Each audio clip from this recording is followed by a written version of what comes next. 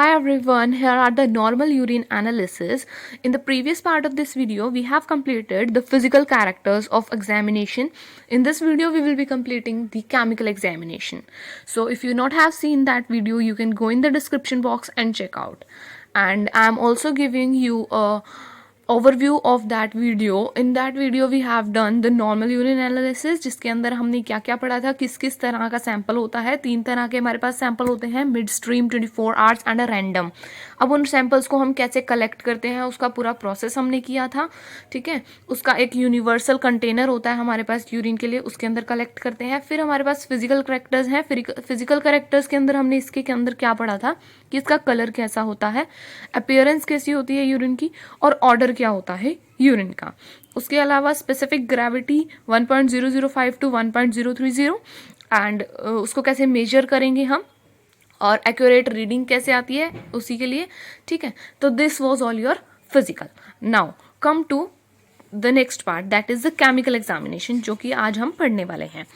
Normal constituents of urine are divided into the organic and inorganic constituents. हमने उसको दो parts में divide कर दिया है, ऑर्गेनिक, इनऑर्गेनिक। नीचे आप डायग्राम में देख सकते हैं कि हमने नॉर्मल यूरिन कंस्टिट्यूएंट्स को दो पार्ट में डिवाइड किया है, organic and inorganic. You can see in the organic we have urea, uric acid, creatinine, urobilinogen and organic sulphate. और इनऑर्गेनिक के अंदर क्या आता है हमारे पास, sodium, calcium, phosphate, chloride, inorganic sulfate and ammonia. Now in today's video we will be completing the organic constituents. Inorganic constituents को हम कैसे चेकआउट करेंगे, यूरिन में प्रेजेंट है नहीं है, उसके लिए क्या ऑब्जर्वेशन होगी वो। ठीक है, the inorganic constituents will be coming up in the next video. So let's start. देखिए, test for the organic constituents of urine. ठीक है जी, ऑर्गेनिक कंस्टिट्यूएंट्स के लिए क्या क्या टेस्ट होंगे। सबसे पहले ऑर्गेनिक कंस्टिट्यूएंट क्या है आपका, यूरिया। अब यूरिया क्या है, urea is derived from protein as an end product of protein. ये कैसे बनता है, प्रोटीन से बनता है। प्रोटीन का बिल्कुल एंड प्रोडक्ट, जो प्रोटीन बिल्कुल ब्रेक डाउन हो जाता है, उसका एंड प्रोडक्ट क्या बनता है हमारे पास, यूरिया। ठीक है, प्रोटीन मेटाबॉलिज्म का एंड प्रोडक्ट हमारे पास होता है यूरिया। इन अदर वर्ड्स हम क्या कह सकते हैं, it is the detoxified form of ammonia and is excreted by kidney. क्या कह रहा है कि ये हमारी डिटॉक्सिफाइड फॉर्म होती है अमोनिया की, और किडनी के थ्रू एक्सक्रीटेड आउट होती है। Normal level of urea in urine, urine के अंदर यूरिया का नॉर्मल लेवल होता है 20 to 30 ग्राम्स पर डे। ठीक है, अब टेस्ट क्या होता है हमारा, यूरिया के लिए टेस्ट होता है for the urea is specific urease test and sodium hypobromite test. हमारे पास दो टेस्ट हैं यूरिया के लिए, specific urease test and sodium hypobromite test. Next let's come to the test. सबसे पहला कौन सा है, स्पेसिफिक यूरिएज टेस्ट। अब आप इसके प्रिंसिपल में देखिए, देखो, when the urea is, let's see, when the urea is treated with the urease enzyme, जब हम उसको urease enzyme के साथ ट्रीट कराते हैं, it gets splitted into ammonia and carbonic acid। वो किस किस के अंदर डिवाइड होता है, अमोनिया और कार्बोनिक एसिड में। अब जो अमोनिया है कंबाइन करेगा कार्बोनिक एसिड के साथ और फॉर्म करेगा अमोनियम कार्बोनेट। ये ammonium carbonate further makes the reaction mixture alkaline, जो हमारा रिएक्शन का मिक्सचर है उसको अल्कलाइन बना देगा। अंडर द अल्कलाइन कंडीशन जो फिनोल्फथिलीन होता है वो पिंक कलर देता है। जो फिनोल्फथिलीन होगा वो पिंक कलर देगा। फिनोल्फथिलीन इज एन इंडिकेटर। ठीक है, ये आ गया आपका प्रिंसिपल। क्या पढ़ा है हमने प्रिंसिपल में, जब यूरिया को हम ट्रीट करेंगे यूरिएज एंजाइम के साथ, वो स्प्लिट अप होगा अमोनिया और कार्बोनिक एसिड में।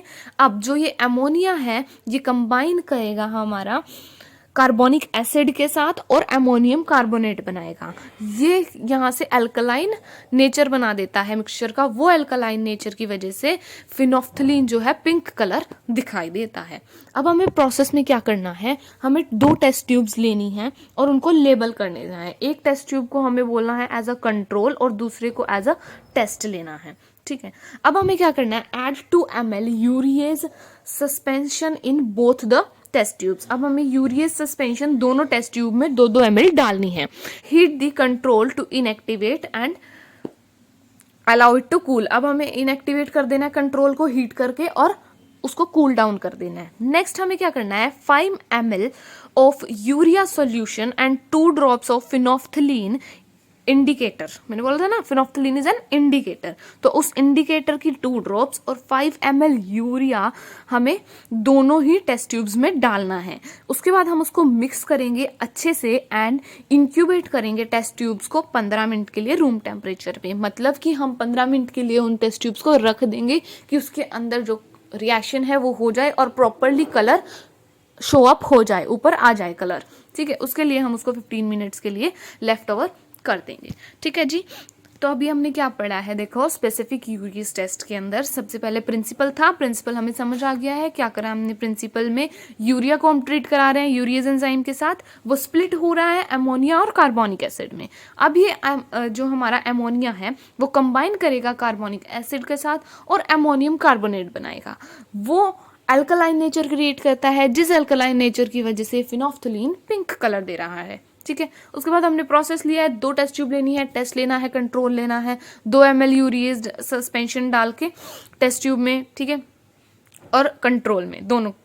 उसके बाद हमने हीट करना है कंट्रोल को ताकि वो इनएक्टिवेट हो जाए और उसको कूल डाउन करना है। फिर हमने 5 ml यूरिया सॉल्यूशन डालना है दोनों में और 2 drops of your indicator phenolphthalein डालना है। फिर हमें उसको मिक्स करना है और 15 मिनट्स के लिए लेफ्ट ओवर करना है। ठीक है, अब देखो हमारे पास ऑब्जर्वेशन क्या आती है इस टेस्ट के बाद से, हमारे पास ऑब्जर्वेशन क्या आएंगी, देखिए, the test solution turns pink which indicates the presence of urea in the normal urine. अब जो हमारा टेस्ट हमने किया है, ट्यूब के अंदर जो सोल्यूशन है वो पिंक कलर का हो जाएगा, जो हमें क्या शो कर रहा है कि जो टेस्ट है वो पॉजिटिव है और हमारे यूरिन के अंदर जो है यूरिया प्रेजेंट था। ठीक है, तो ये हमारा फर्स्ट टेस्ट हो गया यूरिया के लिए, जो क्या था, स्पेसिफिक यूरियस टेस्ट। अब नेक्स्ट हम आ जाते हैं सोडियम हाइपोब्रोमाइड टेस्ट पर। ये इसका नेक्स्ट टेस्ट है यूरिया के लिए ही, सेकेंड टेस्ट जो है हमारा वो क्या है, सोडियम हाइपोब्रोमाइड टेस्ट। ठीक है जी, अब इस टेस्ट के लिए हमें क्या करना है, देखिए प्रिंसिपल देखिए इसका, सोडियम हाइपरब्रोमाइड जो है वो रिएक्ट करेगा यूरिया के साथ और नाइट्रोजन गैस के साथ, इज रिलीज एज ब्रिस्क एफरवेंस। क्या होगा, जो सोडियम हाइपरब्रोमाइड है वो रिएक्ट करेगा यूरिया और नाइट्रोजन गैस के साथ और ब्रिस्क एफरवेंस रिलीज करेगा। अब हमें करना क्या है, 5 ml यूरिया लेंगे हम एक टेस्ट ट्यूब में और 4 to 5 ड्रॉप्स ऑफ सोडियम हाइपरब्रोमाइड डालेंगे। अब इसमें हमें सिर्फ एक ही चीज डालनी है, सोडियम हाइपोब्रोमाइड। वो डालने के बाद हमें क्या देखना है, ऑब्जर्वेशन में हमें दिखेगा brisk effervescence is seen which indicates the presence of urea in the sample. अब अगर हमें टेस्ट ट्यूब के अंदर ब्रिस्क एफरवेंस दिख रही है, that means the reaction is positive and the urea was present in your urine sample. ठीक है जी, तो यूरिया के लिए हमने 2 टेस्ट करके देखे हैं, specific urease test and sodium hyperbromide test. ठीक है, तो आपके ये दोनों टेस्ट हो गए। नेक्स्ट हम आ जाते हैं यूरिक एसिड पे। ठीक है जी, so let's do uric acid. Uric acid क्या है, यूरिक एसिड जो होता है ना वो एंड प्रोडक्ट तो होता है हमारे प्यूरिन मेटाबॉलिज्म का। जैसे हमने पढ़ा कि यूरिया क्या है, प्रोटीन मेटाबॉलिज्म का एंड प्रोडक्ट है, ऐसे ही यूरिक एसिड क्या है, प्यूरिन मेटाबॉलिज्म का एंड प्रोडक्ट है। नॉर्मल लेवल क्या होता है यूरिक एसिड का, एक नॉर्मल पर्सन के यूरिन में 0.3 to 0.5 ग्राम्स पर डे। ठीक है जी, अगर एक पर्सन प्रॉपर अच्छी डाइट पर है तब। ठीक है, प्यूरिन रिच डाइट ले रहा है तो कितना होगा, 0.6 to 0.7 ग्राम्स पर डे होगा। ठीक है, ये तो हमें पता लग गया कि यूरिक एसिड है क्या चीज। अब हमारे पास यूरिक एसिड के लिए टेस्ट कौन सा होता है, फॉस्फोटंगस्टिक एसिड टेस्ट। टेस्ट का नाम है हमारे पास फॉस्फोटंगस्टिक एसिड टेस्ट। इस टेस्ट में हमें करना क्या है, देखो इसका प्रिंसिपल क्या है, यूरिक एसिड जो है वो अल्कलाइन मीडियम में reduces the phosphotungstic acid to form tungsten blue. अब क्या यूरिक एसिड क्या काम करता है, अल्कलाइन मीडियम में ना फॉस्फोटंगस्टिक एसिड को ही कन्वर्ट कर देगा टंगस्टन ब्लू में, जिससे हमें पता चलेगा कि हाँ यूरिन के अंदर यूरिक एसिड प्रेजेंट था। तो जी अब हमने इसके प्रोसेस में क्या करना है, देखिए हमें 5 ml यूरिन लेना है और उसके अंदर कुछ ड्रॉप्स डालनी है फॉस्फोटंगस्टिक एसिड की, और क्या डालना है साथ में, and a few drops of 20% Na2CO3। ठीक है, अब ये डालने के बाद हमें ऑब्जर्वेशन में क्या देखना है, उसके बाद एक ब्लू कलर डेवलप होता हुआ हमें दिखेगा, जो हमें क्या शो करेगा कि यूरिक एसिड प्रेजेंट है। उसने प्रिंसिपल में ही हमें बोल दिया है कि जो फॉस्फोटंगस्टिक एसिड है वो टंगस्टिन ब्लू में कन्वर्ट हो रहा है, तो वहीं से हमें पता चल रहा है कि ब्लू कलर आएगा। ठीक है, तो ये हमें पता लग गया। यूरिक एसिड के लिए हमारा कौन सा टेस्ट है? फॉस्फोटंगस्टिक एसिड टेस्ट, और जिसमें हमें ब्लू कलर इंडिकेट करेगा कि हाँ यूरिक एसिड प्रेजेंट है। ठीक है जी, तो हमारे पास यूरिया के हमने 2 टेस्ट कर लिए थे, specific urease test, sodium hypobromide test, और यूरिक एसिड के लिए हमने किया है फॉस्फोटंगस्टिक एसिड टेस्ट। नेक्स्ट हम आते हैं, दैट इज द क्रिएटिनिन। ठीक है, क्रिएटिनिन ऑर्गेनिक कंस्टिट्यूएंट्स का ये लास्ट है, इसके बाद हम इसके इनऑर्गेनिक कंस्टिट्यूएंट्स करेंगे। ठीक है, ये आ गया क्रिएटिनिन। क्रिएटिनिन में क्या है? क्रिएटिनिन जो है वो एक एनहाइड्राइड फॉर्म है क्रिएटिन की। ठीक है, अब देखो हमने पहले ही देखा कि जो यूरिया था वो प्रोटीन मेटाबॉलिज्म का एंड प्रोडक्ट था, यूरिक एसिड था वो प्यूरिन मेटाबॉलिज्म का एंड प्रोडक्ट था। अब क्रिएटिन जो है वो, क्रिएटिनिन जो है वो क्या है? एनहाइड्राइड फॉर्म है क्रिएटिन की। ठीक है, क्रिएटिन की एनहाइड्राइड फॉर्म होती है। ठीक है, नॉर्मल लेवल ऑफ क्रिएटिन एक यूरिन में एक नॉर्मल पर्सन के कितना होता है? 1 to 2 ग्राम पर डे। ठीक है जी, अब क्रिएटिन के लिए हम कौन सा टेस्ट करते हैं? देखो टेस्ट कौन सा होता है हमारे पास क्रिएटिन के लिए? जैफ्स टेस्ट। ठीक है, कौन सा टेस्ट है हमारे पास? जैफ्स टेस्ट। जैफ्स टेस्ट के लिए हमें क्या करना है? प्रिंसिपल देखिए इसका, क्रिएटिनिन रिएक्ट करेगा पिक्रिक एसिड के साथ एल्कलाइन मीडियम में और ऑरेंज कलर का कॉम्प्लेक्स बनाएगा, जिसको हम बोलते हैं क्रिएटिनिन पिकरेट। ठीक है, क्या करेगा? क्रिएटिनिन रिएक्ट कर रहा है पिक्रिक एसिड के साथ और एल्कलाइन मीडियम में ऑरेंज कलर दे रहा है। अब जो वो कंपोनेंट बन रहा है, ऑरेंज कलर दे रहा है, उसको हम बोलते हैं creatinine पिकरेट।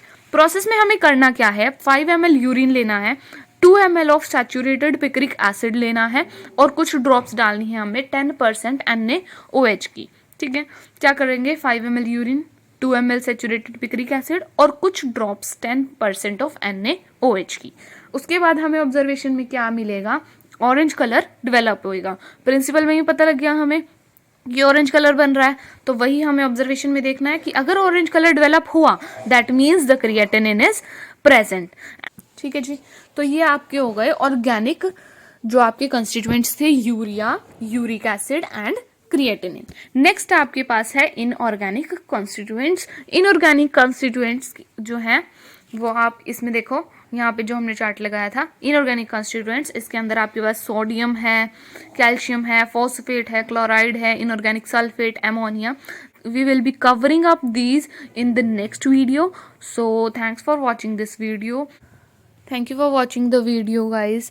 You can go in the description box and check out the first part of this video if you do not understand the physical characters of urine, and the inorganic constituents of urine will be coming in the next part. Thank you.